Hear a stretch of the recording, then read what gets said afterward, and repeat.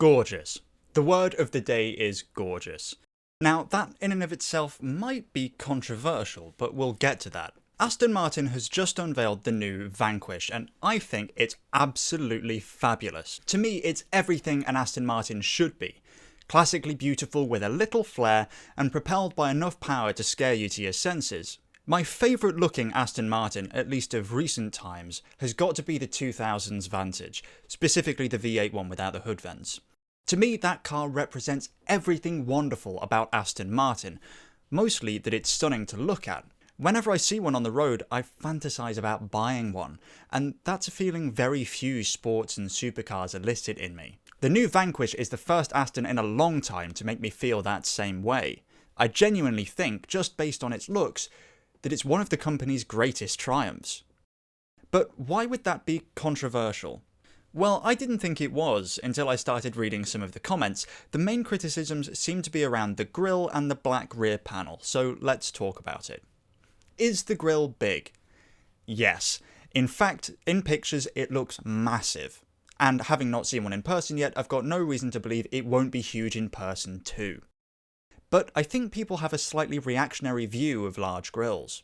A reply to Autocar's tweet about the new Vanquish compares it to that meme about BMW grilles from a few years ago, and I don't think that's fair at all. Not to say that the Aston's nose isn't huge.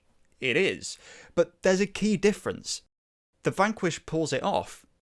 The second point of contention is the black panel between the brake lights.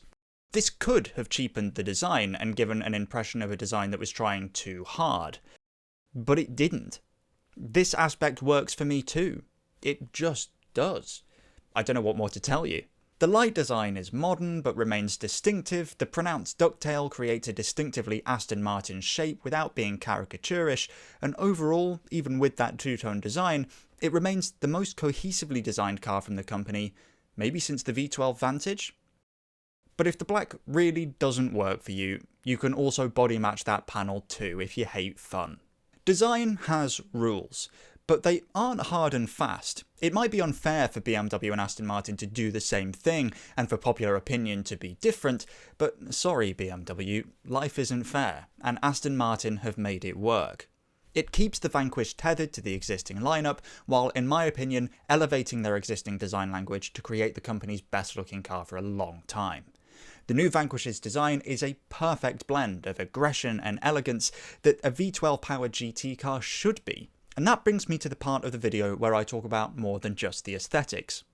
This new Vanquish will be powered by a twin turbocharged 5.2 litre V12, pushing out over 820 horsepower, beating Ferrari's newest V12 GT car, the 12 Cilindri, in the power department, not that either are likely to leave you wanting for more during an overtake on the M25. The stats make it Aston's most powerful production car to date. Now, to give some credit to the dissenters, I kind of understood some of the negative reaction to Aston Martin's recent Vantage and the DB10 Bond car and the DB11 too. I thought the DB12 was an improvement, but perhaps an imperfect one, and while the newest DBS was again an improvement and is a great looking car, it was never supposed to be the top of the pile. So I get the gut instinct to question the company's design direction, but this new Vanquish has, for me, put that concern to bed. With its strong Aston look, more GT car appropriate front and rear overhangs, the recent DB cars had rear overhangs that were far too short, and a reclamation of Aston's halo spot, I really do think that the new Vanquish has reset Aston's clock, and I sincerely hope it represents the company's direction moving forward. The car world needs more of this. I need more of this. In a world of Ford Capri crossover EVs, the new Vanquish is surely an adrenaline shot to the heart for petrol heads. So, if the new Vanquish ticks all the right boxes, why have some people been so quick to decide it's bad? Well, to be clear, most of the reaction I've seen has been positive. I don't want to pretend that my positive view is somehow contrarian, but the negative responses to the styling do baffle me, honestly. I really think the new Vanquish is one of the company's best looking cars, and while I have understood criticism of other recent design choices made by the firm, this one I think perfectly encapsulates Aston Martin's essence. At least for me, a person who grew up alongside their gorgeous 2000s offerings. I would still love to own a V8 Vantage from the late 2000s, but I'm not sure I'll be able to convince myself it's the company's prettiest car anymore.